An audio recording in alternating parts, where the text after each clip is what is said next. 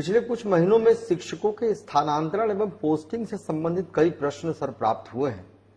हम सभी को समेकित कर रहे हैं और आपसे अनुरोध है कि सरकार शिक्षकों के स्थानांतरण एवं नए पोस्टिंग के लिए क्या टाइमलाइन निर्धारित कर रही है, इस पर कुछ बताना चाहेंगे? देखिए, हम लोगों ने बहुत सारे टीचर्स का आवेदन पत्र प्राप्त होता रहा और हम लोगों ने सोचा कि सभी टीचर से उनका विकल्प मांगा जाए।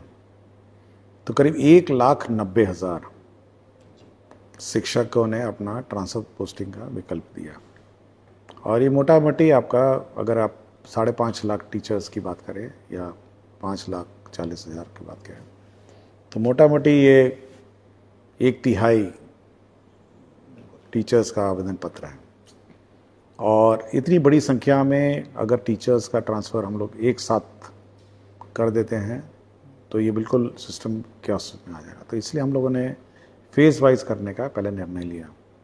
हम लोगों ने पहले 7 कैटेगरीज बनाए कि पहले रुग्ण, विकलांग और जो विडोज़ हैं, इन लोगों का पहले हम लोगों ने टेकअप किया। उसके बाद हम लोगों ने पति पत्नी का केस टेकअप किया और उसके बाद हम लोगों ने सोचा कि जो महिलाएं बहुत दूर पोस्टेड हैं, उसके बाद पुरुष बहुत दूर पोस्टेड। तो मोटा मोटी हम लोगों ने इसको क्रमवार करने का निर्णय लिया। प्रथम चरण में हम लोगों ने जो फर्स्ट 6 कैटेगरीज हैं, जिसमें रुग्णता है, विकलांग है, विडोज़ हैं, पति पत्नी हैं, पति और पत्नी दोनों का, हम लोगों ने 6 कैटेगरीज का कंप्लीट हम लोगों ने ट्रांसफर पोस्टिंग कर दिया। लेकिन उसमें भी कुछ छूट गए। हम देख रहे हैं आजकल मेरे कार्यालय में काफ़ी लोग आ जाते हैं कि हमको कैंसर था और या हम विकलांग थे, हमारा नहीं हुआ। उसमें भी 650 लोग वैसे थे जिनका सर्विस रिकॉर्ड, या हम कहें कि ये भी अंकित नहीं था वो किस प्रकार के टीचर हैं, वो प्राइमरी के टीचर हैं, सेकेंडरी के टीचर हैं, ये अंकित नहीं था। तो जब पोस्टिंग ट्रांसफ़र की बात आई तो ऑब्वियसली वो छूट जाएगा, क्योंकि पता ही नहीं कौन किस प्रकार का टीचर है। तो 650 टीचर अभी भी देखते हैं कि पटना आकर अपना आवेदन पत्र देना। हम लोगों ने अपना स्पष्ट किया। आज मैंने पूरे 650 का मैंने समीक्षा किया। हमने कहा कि देखिए, ऐसा है कि आप पहले अपना सर्विस रिकॉर्ड कंप्लीट कर दीजिए और ऑटोमेटिकली जो छूट गए हैं हम लोग कर देंगे। तो ये 650 भी हम लोग करीब मेरे ख्याल से 2-3 दिन में, कल तो शनिवार, मतलब आज शनिवार है, कल रविवार है, तो ये भी 2-3 दिन में हम लोग कर देंगे। तो हम लोगों ने 6 कैटेगरीज का कंप्लीट कर दिया। हम लोगों ने जिला अलॉट कर दिया और उसके बाद जिला अलॉट करने के बाद हम लोग जो पदाधिकारी सब हैं जिला के, उनको सबको बुलाएंगे। हमारे सामने जो वैकेंसी उनके सामने होगी, किस स्कूल में वैकेंसी हो, उसका मिलान करके वो लोग अपना जो ऑप्शन दिया गया है उसके अनुसार वो अपना टैगिंग कर देंगे। और इस संबंध में हम लोगों ने एक एफिडेविट भी लिया है कि ये पूछा है कि भाई आपने जो घोषणा की है वो सही है या नहीं सही है। ये हम लोगों ने बहुत स्पष्ट किया है। देखिए, गलत घोषणा करेंगे तो हम लोग उनका ट्रांसफ़र पोस्टिंग रद्द कर देंगे। तो ये भी हम लोगों ने बहुत स्पष्ट कहा है। हम लोग चाहते हैं, हम लोग मोटा मोटी हम लोग प्राइमरी फेस समझते हैं कि टीचर सत्य ही बोलेंगे और मोस्टली सत्य बोलते हैं और मोस्टली कोई रॉन्ग क्लेम नहीं करता है, ये हम लोग का मानना है। लेकिन उसमें भी अगर कोई गलत घोषणा कर देगा तो हम लोग उस पर कार्रवाई कर देंगे। और ये भी देखना होता है कि वास्तव में उस स्कूल में, जिस स्कूल में वो ऑप्शन या जिस पंचायत में ऑप्शन है, उसमें उस सब्जेक्ट की, उस क्लास की वैकेंसी है या नहीं तो ऐसी स्थिति हो जाएगी कि एक ही स्कूल में 4-4 सब्जेक्ट के टीचर हो जाएंगे, और एक ही जगह जहाँ 5 टीचर हैं वहाँ 12 टीचर हो जाएंगे। तो हम लोग ये सब चेक करते हैं कि कितनी वैकेंसी है, किस सब्जेक्ट की वैकेंसी है। तो पहले 6 कैटेगरी तो हम लोगों ने कंप्लीट कर दी। बच गया 7वां कैटेगरी, जो सबसे बड़ा कैटेगरी है, दूरी वाला, जिसमें महिला दूरी हैं और एक पुरुष दूरी है। उसमें भी हम लोगों ने फेज वाइज काम शुरू किया। तो सबसे पहले हम लोगों ने नियोजित टेकअप करेंगे, जो सक्षमता पास किए हैं और बहुत सालों से अपने अपने जगहों पे है, उसको पहले टेकअप करेंगे। उसके बाद TRE 1, TRE 2 महिला टेकअप करेंगे, तो ऑटोमेटिकली सब कंप्लीट हो जाएगा। उसके बाद हम लोग लास्ट राउंड में पुरुष टेकअप करेंगे।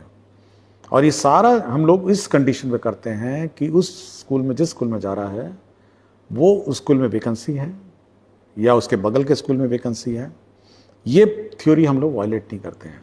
दूसरा एक और थ्योरी हम लोग वायलेट नहीं करते हैं, पता चला एक जिले से सब बाहर निकल गए और एक जिले में सब चले गए। जैसे उदाहरण स्वरूप पटना, अगर हम लोग पूरी छूट दे दें तो मेरे ख्याल से करीब 20% टीचर्स जो हैं पटना का ऑप्शन दे चुके हैं। यहीं आना चाहिए। सब चाहते हैं कि पटना आ जाए।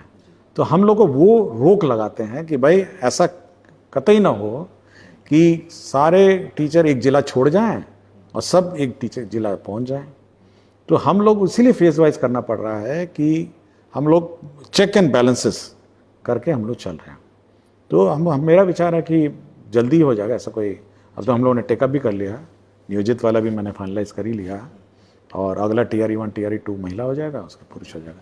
तो ऐसा कोई लंबा टाइम फ्रेम नहीं है हम लोग का।